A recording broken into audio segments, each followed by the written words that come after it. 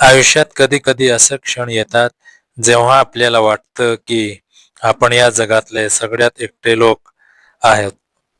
आपल्या आजूबाजूला गर्दी असते, हसतमुख शहरे असतात, गप्पा असतात, नाती असतात, पण तरीही आपल्या मनाच्या कोपऱ्यात एक रिकामी जागा असते, जिथे कोणी यायचं नाही, कोणी हात ठेवायचा नाही, कोणी म्हणायचं नाही, मी आहे ना तुझ्यासोबत. तशीच रिकामी जागा होती माझ्या मनात. माझं नाव राजेश, वय 27 वर्ष. एक साधारण शांत स्वप्नारू तरुण, ज्यांचे मित्र सगळे त्यांच्या गर्लफ्रेंड सोबत हसत होते, त्यांच्या बायकांसोबत जीवन साजरं करत होते, आणि मी फक्त बघत होतो. त्यांची गर्दी, त्यांची हसतमुख, त्यांची जोडी आणि माझा एकटेपणा, जो माझ्या सावलीसारखा नेहमी मागे पुढे होता. पण नशिबाला काही वेगळंच मनात होतं. कारण जेव्हा आपल्याला सर्वात जास्त एकटं वाटतं, तेव्हाच आपल्या दारावर येऊन ठोकतं एक वेगळं प्रेम, एक असं नातं ज्यांची कल्पना आपण कधी केली नसते, ज्याला नाव नसतं पण भावना असतात, ज्याला वयाची सीमा नसते पण विश्वास असतो. आणि ते प्रेम माझ्यासाठी होतं. माझी स्मिता काकी, हो, ती माझी काकी होती, शेजारी राहणारी, लहानपणापासूनच मला ओळखणारी, जिने मला हात धरून चालायला नाही पण मन धरून चालायला शिकवलं. तिचा चेहरा शांत होता, तिचं हसू उबदार होतं, तिची सार अशी की जणू ती वाऱ्यावर उडणारी पानं होती, आणि तिची कंबर अगदी नाजूक पण तितकीच मजबूत, जणू तिच्यात संपूर्ण विश्व साठवलं होतं. तिच्या डोळ्यात एक खोली होती, एक अशी खोली जिथे मी बघत राहिलो तर मला माझाच प्रतिबिंब दिसायचं. तिच्या आवाजात एक गारवा होता, तिच्या बोटात एक माया होती, आणि त्या मिठीत मला जगाशी सगळी शांतता मिळायची. पण आमचं नातं कधी इतकं जवळ येईल, कधी ती माझ्या डोळ्यात असं बघेल, कधी तिचा हात माझ्या कमरेवर सरकेल, कधी तिचा श्वास माझ्या गालाला जाणवेल, याची मला कल्पना नव्हती. कारण त्या दिवसापर्यंत ती फक्त माझी काकी होती, एक जवळची व्यक्ती, एक विश्वासू सोबत. पण त्या एका संध्याकाळी सगळं बदललं. त्या संध्याकाळी माझा एकटेपणा वेगळे रूप घेत होता. माझे मन विचलित होतं, माझा स्वतःवरचा विश्वास हरवत होता, आणि मला वाटत होतं आता काहीच चांगलं होणार नाही. पण तिथेच अगदी अचानक माझ्या खोलीच्या दारात उभी राहिली माझी स्मिता काकी.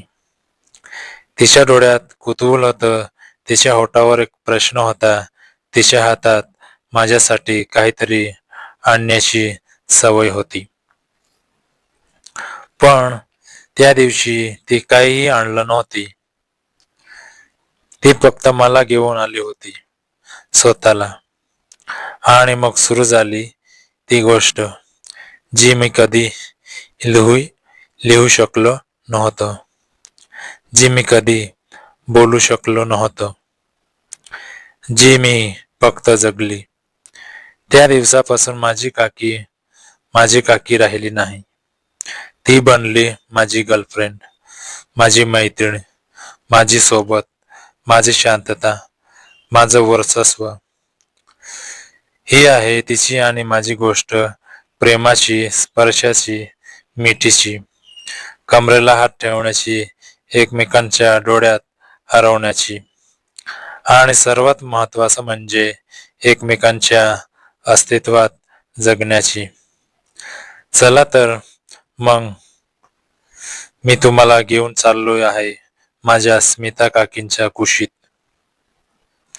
जिथे मला माझं घर खरं सापडलं, जिथे मला प्रेमाची खरी ओळख मिळाली, जिथे मला वाटलं हा क्षण म्हणजे अनंत आहे. मी राजेश, वय 27 वर्ष, उंची साधारण, पण मन मात्र खूप मोठं. आणि त्या मनात एक जागा होती रिकामी, जिथे कोणी यायचं नव्हतं, कोणी थांबायचं नाही, कोणी माझ्या अस्तित्वाचा वेध घ्यायचा नाही.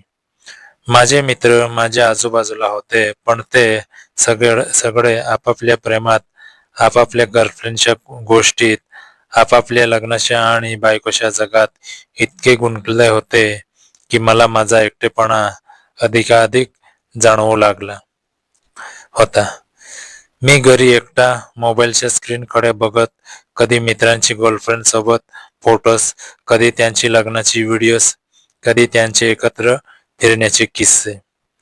आणि मी मात्र नेहमीच तिसऱ्या कोपऱ्यात उभा, एखादा नकोसा वाटणारा प्रेषक. मला वाटायचं की जीवनात प्रेम ही अशी एखादी सुंदर नदी आहे, जिच्या काठावर सगळे उभे आहेत, पाण्यात उतरून आनंद घेत आहात, हसत आहेत, खिदळत आहेत, एकमेकांच्या बाहूमध्ये गुंतले आहेत.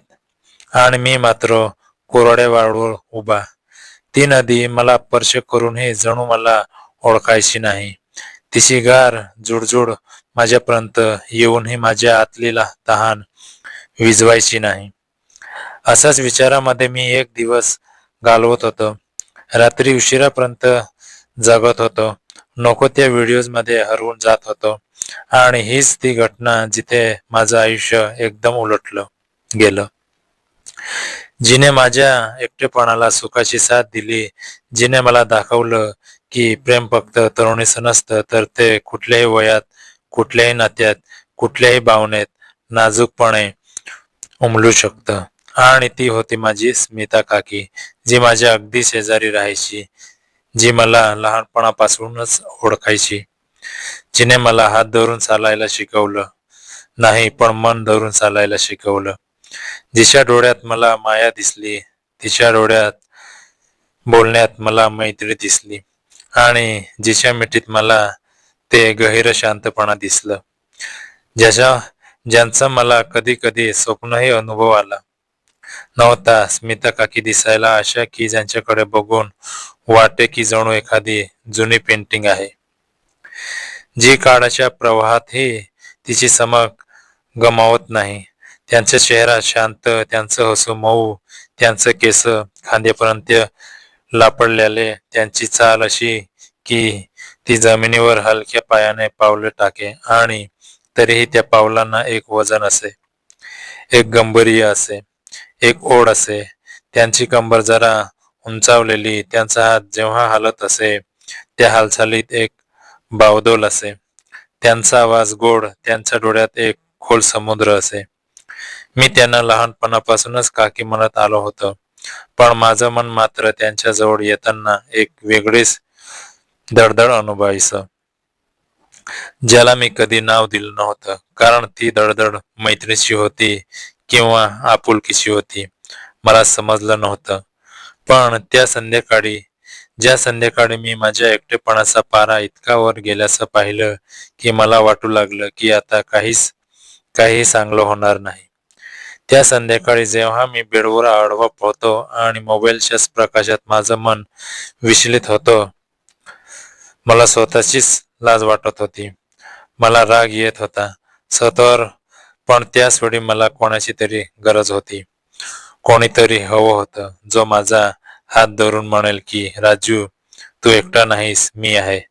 आणि तो क्षण होता जेव्हा माझ्या खोलीस दार उघड होता आणि स्मिता काकी अचानक आत आल्या. त्यांचा चेहरा चिंताग्रस्त, त्यांच्या डोळ्यात कुतूहल, त्यांच्या ओठावर एक प्रश्न. त्या म्हणाल्या, राजू, काय झालं? तुला मी किती वेळ फोन केले, उत्तरच नाही. दारही उघडं, आत प्रकाशी आहे. मला वाटलं काय झालं, म्हणून मी थेट आत आली. आणि तेच म्हणणं त्यांनी बोलायच्या आधीच त्यांचं लक्ष गेलं माझ्या मोबाईलवर, जो माझ्या जवळच पडला होता. आणि त्यावर चाललं होतं ती गोष्ट ज्यांच्यामुळे माझा चेहरा रात्रभर असा लाल झाला. काकींचा चेहरा एकदम बदलला. त्यांच्या डोळ्यात धक्का होता. त्यांच्या अंगावर एक निराशा होती. त्या म्हणाल्या, राजू, तू हे काय बघतोस? तुझ्याकडून मला अशी अपेक्षा नव्हती. तू तर माझा राजू आहेस, जो नेहमी शांत, जो नेहमी माझा जवळचा, जो नेहमी मला हसवतो. आणि आज हे काय?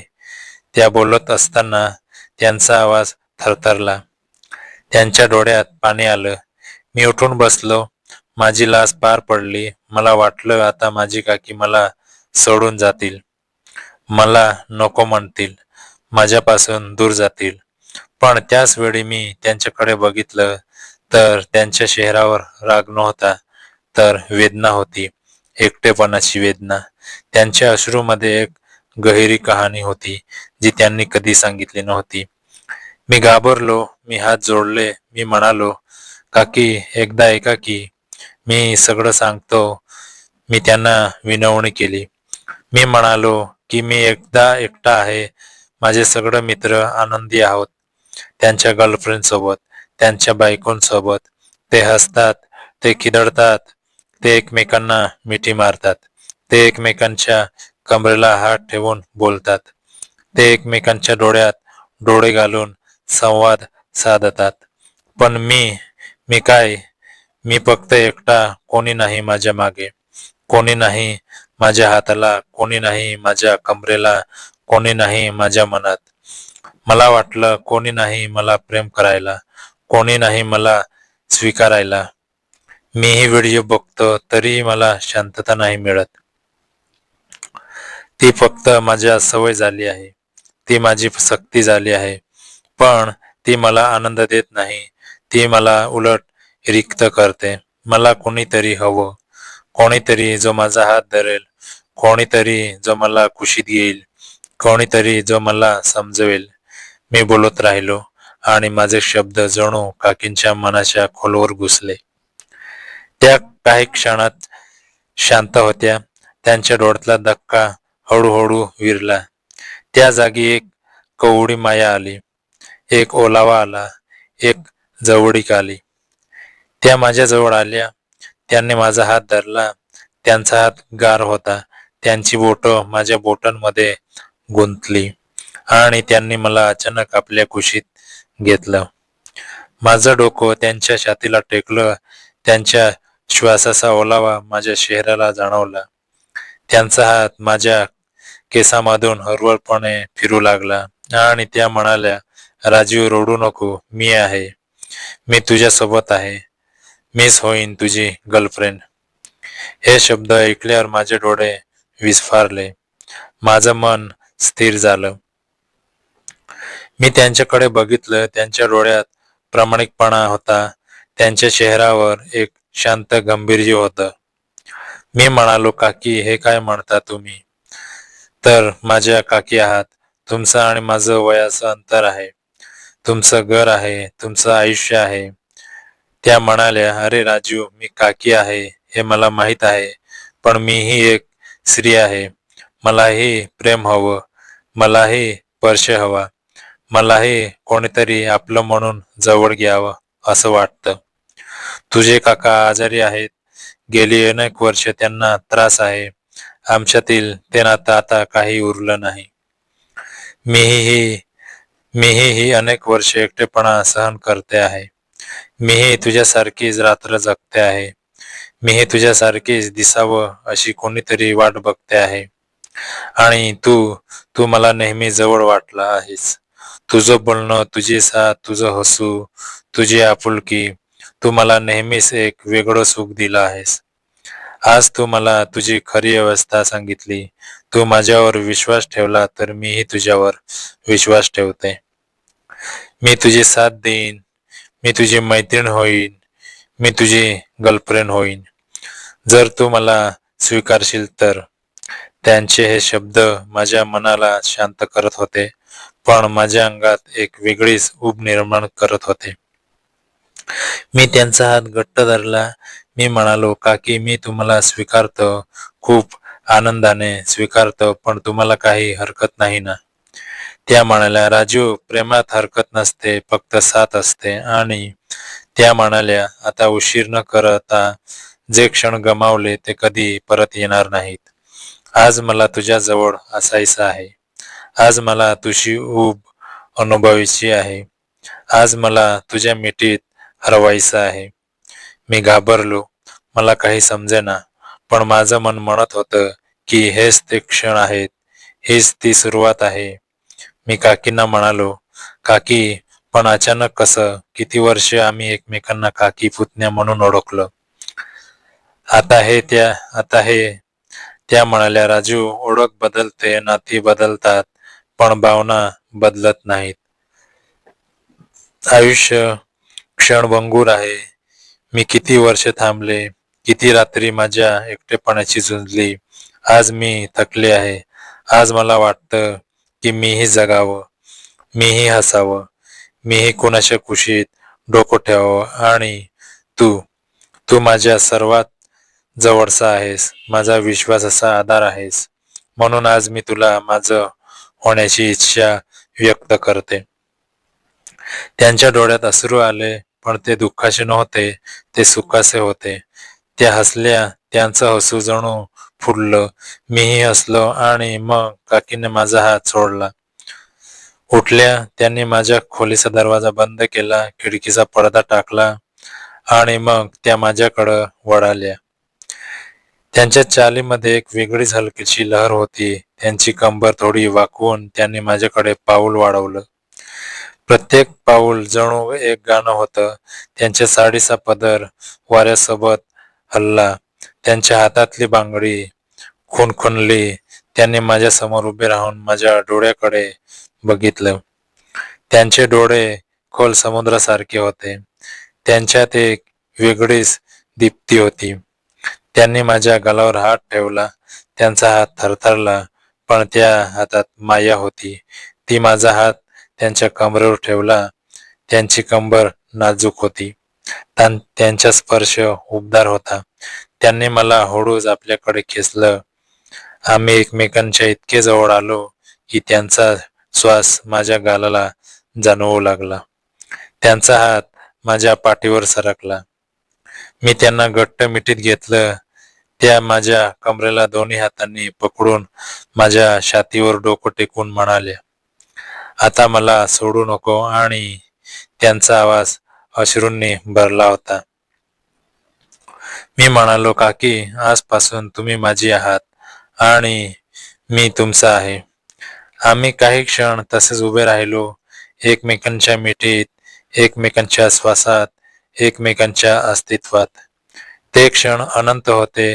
त्या मिठीत किती रात्रीची तहान होती, किती दिवसाची वाट होती, किती वर्षाची पोखरट होती, आणि त्या सगळ्यांचं विखरण होतं. मग काकी म्हणाल्या, राजू, मला खूप गार वाटतंय. मला तुझ्या उभेत हवं आहे. मी त्यांना हातात घेतलं. त्यांचा हात धरला. त्यांच्या कमरेला आपला हात घट्ट ठेवला आणि त्यांना घेऊन मी हळूहळू बेडकडे वळलो. त्यांची चाल मंद होती. त्यांचं शरीर माझ्यावर टेकलं होतं. त्यांचा विश्वास माझ्यावर पूर्ण होता. मी त्यांना बेडवर हळूवारपणे आडवं केलं. त्यांच्यासोबत मीही आडवा झालो. आता आम्ही दोघं बेडवर होतो, एकमेकांच्या इतक्या जवळ की आमच्या शरीराच्या उभीने खोलीचं तापमान वाढलं होतं. काकी तुझ्या कुशीत शिरल्या. त्यांचं डोकं माझ्या बागेत, त्यांचा हात माझ्या छातीवर, त्यांचा पाय माझ्या पायावर. त्याने डोळे मिटले. त्या म्हणाल्या, राजू, हा क्षण मी किती दिवस स्वप्नात पाहिला. कितींदा वाटलं की जर मी थोडी लहान असते, जर मी तुझ्या वयाशी असते, तर आपण असेच असलो असतो. पण प्रेम वयाचं नसतं, ते मनाचं असतं. मी त्यांच्या केसामधून हात फिरवत म्हणालो, काकी, तुम्ही माझ्यासाठी सगळ्यात सुंदर आहात. तुमची चाल, तुमची कंबर, तुमचं हसू, तुमचा स्पर्श सगळं मला आकर्षित करतं. त्या हसल्या, त्यांच्या डोळ्यात चमक आली. त्यांनी माझा हात धरून त्यांचं एक स्पर्श घेतलं. त्या म्हणाल्या, राजू, आज मला पूर्ण वाटतंय. किती दिवस मी अपूर्ण होती. किती रात्री मी तुझ्या विचारात, तुझ्या हसण्यात, तुझ्या बोलण्यात. तू कधी माझ्याकडे असं बघतोस की मला वाटेल या डोळ्यात काहीतरी वेगळं आहे. पण मी कधी बोलू शकलो नाही. आज तू माझ्याजवळ आहेस. आज मी तुझ्यात हरवते आहे. मी त्यांना कुशीत घट्ट दाबलं. त्यांच्या कमराला एक हात, त्यांच्या पाठीला दुसरा हात. त्यांची कंबर थोडी वाकली, त्यांची साडी सरकली, त्यांचा खांदा उघडा झाला. मी त्यांच्या खांद्यावर ओठ ठेवले. त्या थरथरल्या. त्या म्हणाल्या, राजीव, हळू, पण थांबू नको. मी त्यांच्या मानेवर, त्यांच्या कपाळावर, त्यांच्या डोळ्यावर हलक्या हलक्या ओठांचा स्पर्श केला. त्या भरभरून येत होत्या. त्यांचा श्वास वेगात येत होता. त्यांचे धडधड माझ्या छातीला जाणवत होती. त्याने मला आपल्यावर ओढलं. मी त्यांच्यावर आडवा झालो. त्या माझ्या खाली, त्यांचे डोळे मिटलेले, त्यांचे होठ अर्धवट उघडे, त्यांचा हात माझ्या कमरेला, त्यांचा पाय माझ्या कमरेवर. आम्ही एकमेकांच्या इतके जवळ आलो की आमचं शरीर एकच झालं. मी त्यांच्या कानात हुरवारपणे कुजबुजलो, काकी, आजपासून तुम्ही माझी गर्लफ्रेंड, माझी मैत्रीण, माझी सोबत, माझी सर्वस्व. त्या डोळे उघडून म्हणाल्या, आणि तू माझा राजू, माझा प्रियकर, माझा आधार, माझी शांतता. आम्ही एकमेकांच्या डोळ्यात बघत राहिलो. त्यात शब्दाची गरज नव्हती. त्यात कविता होती, गाणं होतं, आकाश होतं आणि एक अनंत शांतता होती. काकींचा हात माझ्या पाठीवर हळूहळू सरकू लागला. त्यांची बोटं माझ्या मणक्यावरून जात होती. मी त्यांच्या कमरेला दोन्ही हातांनी घट्ट पकडलं. त्यांची कंबर सुंदर, नाजूक आणि प्रत्येक हालचालीत एक वेगळीच गोडी होती. त्यांनी मला जवळ खेचलं. आमचे होठ जवळ आले आणि मग ते भेटले. ते हलकस स्पर्श, हलकं, मऊ, उबदार आणि अनंत होतं. त्या स्पर्शात एकटेपणाचा विरघळणारा अस्त होता आणि प्रेमाचा उगवणारा सूर्य होता. काकींचे होठ थरथरले, त्यांचे अश्रू वाहिले, पण ते आनंदाचे अश्रू होते. त्यांनी मला घट्ट मिठी मारली. त्यांनी माझी पाठ थोपटली. त्या म्हणाल्या, राजू, आज मला खरंच वाटतंय की मी जगते आहे, मी हसते आहे, मी प्रेम करते आहे. आम्ही किती वेळ तसे राहिलो कळलंच नाही. वेळ थांबला होता. घड्याळाचे काटे जणू स्थिर झाले होते. फक्त आमची धडधड होती, आमचे श्वास होते, आमची ऊब होती. मग काकी म्हणाल्या, राजू, एक गोष्ट सांगू? मी तुझ्यापेक्षा वयाने मोठे आहे. मी तुझी काकी आहे. मला शक्य आहे की हा फार काळ टिकणार नाही. कदाचित समाजाला हे मान्य होणार नाही. आपल्या घरच्यांना हे कळलं तर काय होईल? मी त्यांच्या डोळ्यात बघितलं. मी म्हणालो, काकी, काळाची पर्वा नाही, समाजाची पर्वा नाही, घरच्यांची पर्वा नाही. मला फक्त तुमची पर्वा आहे. मला फक्त तुमचं प्रेम हवं.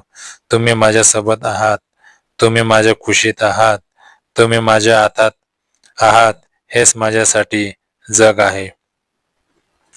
त्या हसल्या. त्यांच्या डोळ्यात पाणी होतं, पण ते पाणी आता शांत होतं. त्या म्हणाल्या, राजू, तुझ्यात इतका सामर्थ्य आहे, इतकी मोठी मने आहेत. मला अभिमान आहे तुझा. आम्ही पुन्हा एकमेकांच्या जवळ आलो. यावेळी मी त्यांची कंबर उंचावली, त्यांच्या पोटावर हात ठेवला, त्यांच्या नाभीकडे बोट फिरवली. त्या हळूच किंचाळल्या. त्या म्हणाल्या, राजू, हे ठिकाण खूप नाजूक आहेत. हळू, मऊ, प्रेमाने. मी म्हणालो, काकी, मी तुम्हाला कधीही दुखावणार नाही. मी तुम्हाला फक्त सुख देईन. आणि मी त्यांच्या ओठांचा पुन्हा स्पर्श केला. यावेळी ते स्पर्श थोडे जास्त वेळ थोडे खोल, थोडे अधिक गोडून होतं. त्यांचे हात माझ्या पाठीवरून खाली सरकले. त्यांनी माझी कंबर दाबली. मी त्यांच्या कमरेला हात ठेवून त्यांना आपल्यात गुंडाळलं. आम्ही अक्षरशः एकरूप झालो. त्यांच्या साडीच्या पदरात मी गुंतलो. त्यांच्या केसांचा गंध मला वेड करत होता. त्यांच्या श्वासाची ऊब मला जिवंत करत होती. त्यांच्या स्पर्शाचा ओलावा मला भावनिक करत होता. काकी म्हणाल्या, राजू, आजपासून आपण दोघे एकमेकांसाठी एकमेकांत कोणीही आपल्याला वेगळं करू शकत नाही. मी तुझी गर्लफ्रेंड आहे, तू माझा बॉयफ्रेंड आहेस. हे आपलं खाजगी पवित्र सुंदर रहस्य आहे. मी म्हणालो, हो, आणि हे रहस्य मी आयुष्यभर सांभाळेन. त्या रात्री आम्ही कधी झोपलो कळलंच नाही. पण ती रात्र गेली आणि तिच्याबरोबर आमचा एकटेपणा गेला. आमची उदासी गेली. आमची तहान गेली. आम्ही एकमेकांमध्ये हरवलो आणि त्या हरवण्यात सापडलो. स्मिता काकी आता फक्त काकी नव्हत्या, त्या माझ्या प्रेमाची प्रतिमा होत्या. माझ्या आयुष्याची शांतता होत्या आणि माझ्या स्वप्नाची पूर्णता होत्या. दुसऱ्या दिवशी सकाळी जेव्हा मी उठलो तेव्हा काकी माझ्या बाजूला झोपल्या होत्या. त्यांचा हात माझ्या छातीवर, त्यांचे डोके माझ्या खांद्यावर. त्यांचे होठ हलके हसत होते. त्यांच्या गालावर अश्रूचे कोरडे ठसे होते, पण त्या अश्रूंना सुखाचा वास होता. मी त्यांच्या कपडावर हलका स्पर्श घेतलं. त्या हळूच डोळे उघडून म्हणाल्या, सुप्रभात माझ्या राजू. आणि माझं हृदय क्षणभर थांबलं, कारण त्या शब्दात एवढं प्रेम होतं, एवढा ओलावा होता, एवढी साथ होती. मी म्हणालो, सुप्रभात माझी स्मिता. त्या हसल्या. त्यांचा हसू जणू उगवता सूर्य होता. मी त्यांना उठवलं, त्यांचा हात धरला, त्यांना स्वयंपाकघरात नेलं. त्यांनी चहा बनवला आणि तो चहा मागच्या सगळ्या चहापेक्षा गोड होता, कारण त्यात प्रेमाची साखर होती.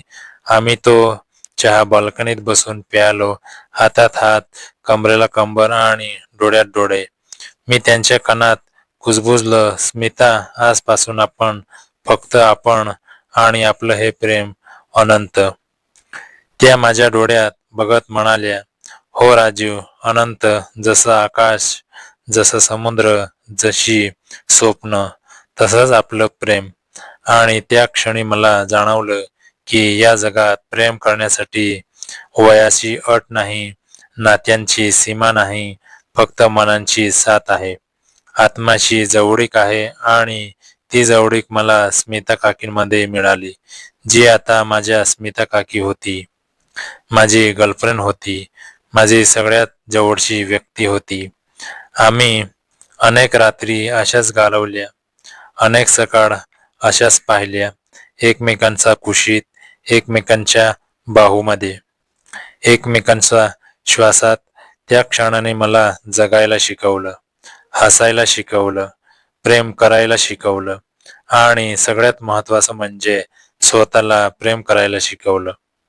माझ्या स्मिता काकीने मला हे सगळं दिलं. त्यांची कंबर, त्यांची साल, त्यांचा स्पर्श, त्यांचं हसू, त्यांचे डोळे, त्यांचे ओठ, त्यांचे हात, त्यांची मिठी, सगळं माझ्यासाठी अनमोल ठरलं.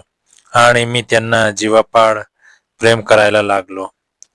ते प्रेम आजही आहे, उद्याही असेल आणि नेहमी असेल, कारण ते प्रेम खरं आहे, सच्चे आहे आणि सर्वात महत्त्वाचं म्हणजे ते आपलं आहे. आपल्या दोघांचं या प्रेमाचा कोणीही शेवट करू शकत नाही, कारण हे प्रेम आता एकमेकांच्या हृदयाचा ठोका आहे, एकमेकांच्या श्वासाची लय आहे, एकमेकांच्या स्वप्नांची परिणती आहे.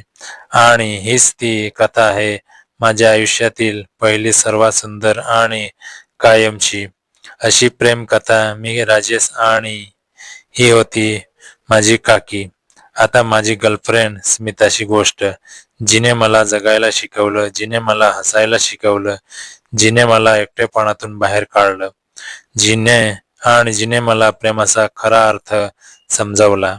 मित्रांनो, कथा कशी वाटली ते कमेंटमध्ये नक्की सांगा. व्हिडिओ आवडला असेल तर लाईक करा, शेअर करा आणि अशाच रोमांचक कथा पाहण्यासाठी मनचंचल या यूट्यूब चॅनलला सबस्क्राईब करायला विसरू नका. तुमचा एक लाईक आणि सबस्क्राईब आम्हाला अजून छान आणि इंटरेस्टिंग भाग घेऊन यायला खूप मोटिवेशन देतो. पुढचा भाग खूपच इंटरेस्टिंग आहे, त्यामुळे बेल आयकॉन ऑन करा आणि आमच्यासोबत जोडलेले राहा. धन्यवाद. आपला मन चलचल. प्लीज लाईक सबस्क्राईब नक्की करा मित्रांनो, खूप मेहनत लागते. प्लीज